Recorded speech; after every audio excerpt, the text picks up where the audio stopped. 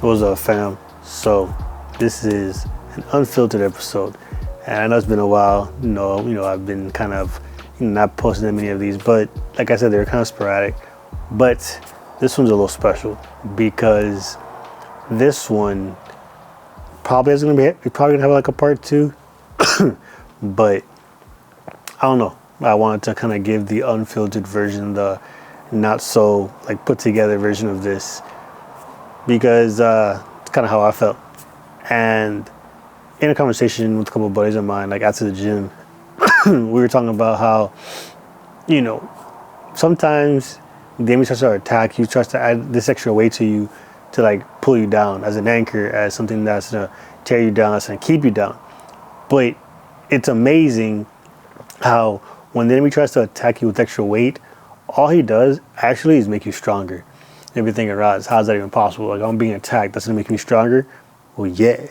Like, and we use the gym example. Like, when you first start like bumping up in weight, you start like, trying to like, all right, you know what, like let me go up a little bit, let me maybe hit a PR, a personal record or something like that.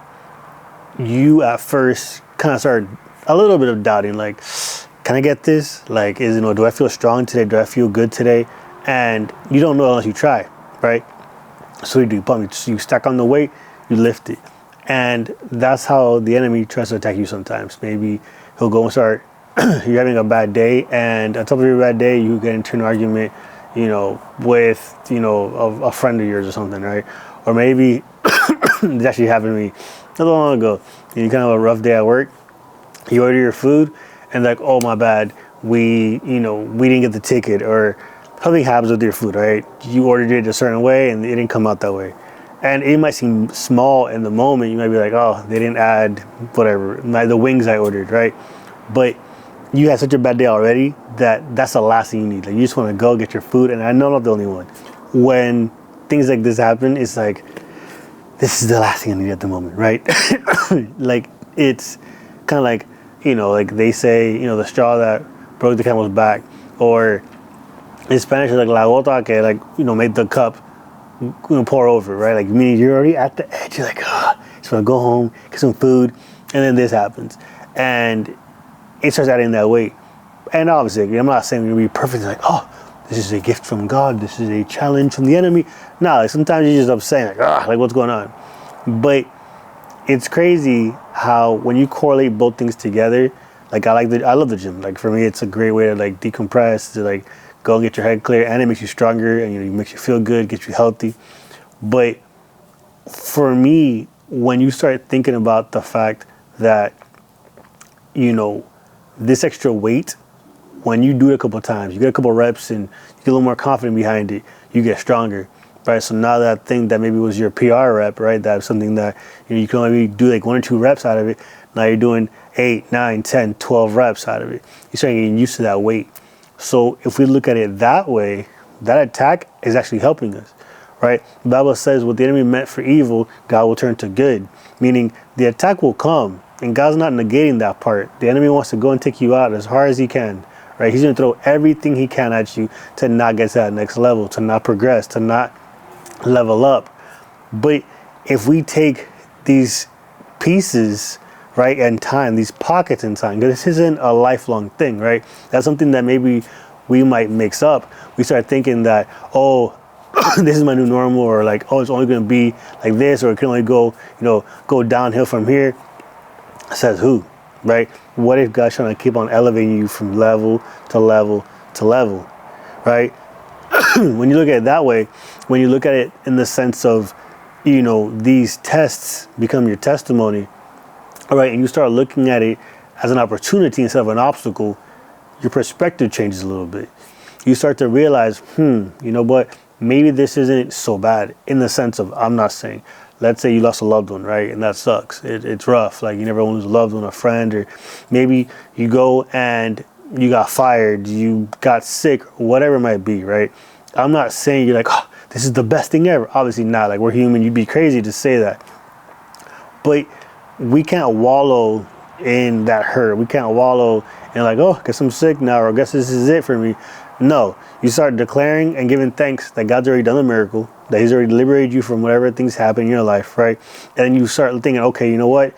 This problem isn't going to stop me, so I'm going to pivot, right? I'm like, all right, if I can't go this way, let me find an ulterior way. Let me find an ulterior route, right? It's like if you're driving, right? How many times you're driving, and it, like the GPS goes, accident ahead. So what does it do? It reroutes you to a different spot, gives you an alternative route. Like it's a detour. And that detour might be that God placed it there, because if you'd have kept on going this way, you'd have ran into that wreck. But because God sees the big picture of things, He's like, you know what, let me go reroute you, go around this way, go that way, let's skip over this. And we might be thinking to ourselves, but Lord, like, why is this taking so long? Well, see, if you'd have gone this path, then you'd have run into that accident. If you'd have not listened to me, you'd have run into that circumstance, right? When you look at it in that sense, maybe that extra time, those extra 5 minutes, that extra month, that extra whatever, was actually a blessing that God used for your life, because then you learned how to, how to deal with that weight. You learned that being under that tension, we're going back to the analogy of the weight, being under that bar, under that, whatever. I use like a bench press. Everyone knows what a bench press is, right? A bar, some weight, bam. But that time under tension, right? That time where you're just like lifting it up and you're struggling a little bit, bam. You do it a couple of times. You get out of that comfort zone, and then you start getting stronger, right? God is the ultimate spot. He's in a good spot. Won't take all the weight off. He'll tell you, just keep going, start motivating you. You got this. Keep pushing. You got this. At the very end, pump, little taps, and get you. Why? Because a good spot understands that time, that struggle you're going through, that work you're getting into is actually the part that's building the muscles, actually the part that's building that character, that's building those ideas. It's helping you actually grow. Right? And it's not that spot wants to see you fail. On the contrary, they want to see you go. They want to see you elevate. That's like that friend, those friend circles that are like, you got this. I know it's tough, but keep going, keep pushing. The battle's not over. Right? Like Stephen Furtick has a phrase, and I want to say it correctly. So it says, consistency separates winners from wannabes. Right? All-time greats from one-hit wonders. When we look at it, like Stephen Furtick said, Pastor Stephen Furtick talks about consistency, right? It's not doing it one time and just quitting. It's not saying, I tried and you're giving up. No, you show up again. Oh, you didn't get that job interview. All right, cool. Practice, work, try again, add it again. Next thing comes around. Oh, you didn't make the basketball team, the football team, the whatever team. All right, cool. Now you have more time to go and prepare, right? We can't be afraid to fail, in the sense of you can fail at something, but that does not make you a failure, right? A failure is when you just give up to it and you just own that, hey, you know what, I'm never going to make this happen. And then you just give up, right? That isn't a failure. But you failing is just an opportunity for God to start moving things in your lives. All right, so you didn't make this time around. That just means that the next time around, you know better. You're a little wiser. You're a little more confident in it. Yeah? When we look at it with that kind of view, life starts looking a little different, right? You no longer start, like I said earlier, you no longer start seeing these obstacles as things that get in your way. You start looking at it as opportunities to grow. It's opportunities to learn from something. It's opportunities to like, oh, you know what? All right, how can I better myself here? Oh, you know what? I'm lacking in my skills here. Let's say, we'll use this analogy, right? As I'm a creator, right? Photography, videography, all that. Maybe I went and I reached out to a company, right? And they're like, sorry, unfortunately, like, you don't have exactly what we need at the level that we need it at. Cool. I can do two things. I can be upset and like, oh, these people don't know what they're talking about, whatever, and just get bitter about it. Or I can get better. You know what? Hey, if you don't mind, what was it about my portfolio that didn't really, land me this? Hey, you know what? We would love if the videos were crisper, if the photos had more depth, they were edited a little better. You know what? Thank you so much. Bam. So then you go and you just grind. You get after. You go and you practice those things over and over and over and over, right? Like all the great players, all the great athletes, all the great singers, all the greats, they don't do it until they get it right. They repeat it so many times that they can't get it wrong, right? So what do? You go out there. Like I said, we'll stay on the topic of photos and videos. So I'll go out there, bam, and I'll practice my photos. I'll get better shots. I'll start editing. I'll take some courses, right? Maybe my videos weren't as dynamic as they want to. Perfect. I'm gonna go and let's say I want to do, I don't know, food. But I don't do things about cell phones, right? I'm gonna look at all the videos on how people, photograph and do videos for cell phones and how they make that work, how are they impressive, what settings did they use, and you start learning, right? So that obstacle is not an opportunity for you to grow. There's growth now. Yeah, like I hope this is all coming together, because when we start seeing life that way, and I'm not here to be like all like peace and love, everything's all fine at all times. No, like things suck sometimes. Being 100% honest with that and very blunt, unfiltered. Life can get rough sometimes because the enemy does not want to see you win. Haters don't want to see you grow. But, and this phrase, everyone's heard this phrase before, you'll never see someone hating on you that does better than you. Why? Because they're so involved in what they're doing to do better, they don't have time to hate. They're not even focused on that. So think about it. If someone's hating on you, if they're upset at you, they're like, oh, your little project, your little this, your little that. It's because they don't have the courage to take that leap of faith to go forward. They might not have the skills to do it, the idea, the creativity to do it.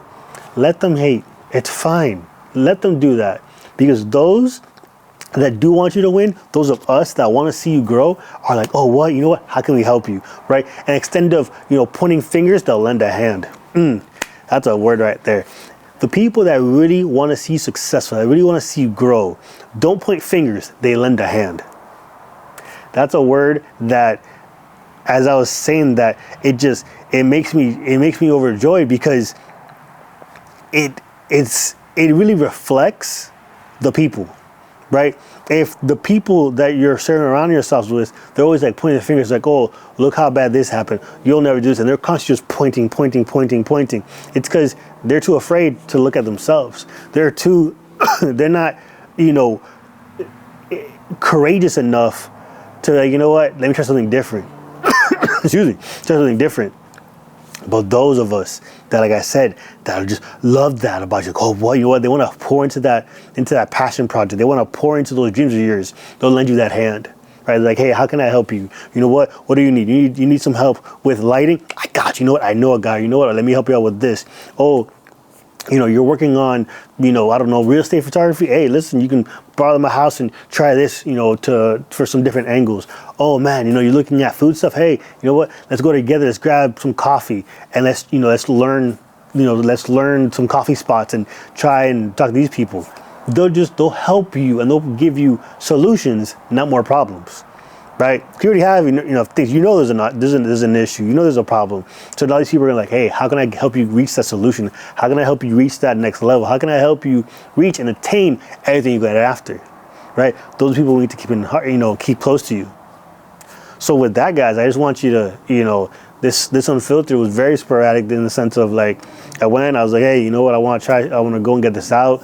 I have some notes that I wanted to talk about, but I'm definitely going to refine that and drop a legit full either motivational Monday or Talks with Rodz on a Wednesday or Thursday.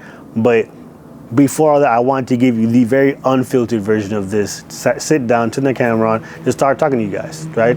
I love you guys. I hope this was one that, definitely poured into your spirit, one that, just get you pumped up. That's one that's just really, really getting you amped up and is going to pour into that idea, into that dream, into that concept that you have. Know that Rodz believes in you. If no one else believes in you, know that Rodz believes in you. I'm not going to point the finger. I'm going to lend the hand. So if you need help with something, if you've been looking at that, you think like, oh man, no one believes in my dream. You know what? Rod does. I believe you can do it. And I know you're going to do it. Because when you put God first and you let it just be in his hands and under his control, it will all work out. Just trust his timing, be patient, be disciplined, and stay grinding after it. Yeah? I love you guys. Don't forget to like, comment, subscribe, hit the notification bell so you don't miss any of these talks. Like I said, this is one that I wanted to get to you quick, get you just going in the week, on a high note, on a positive note. Just get after it, enjoy your weekends, and yeah, I'll see y'all on Monday. And don't forget to make it the best day ever.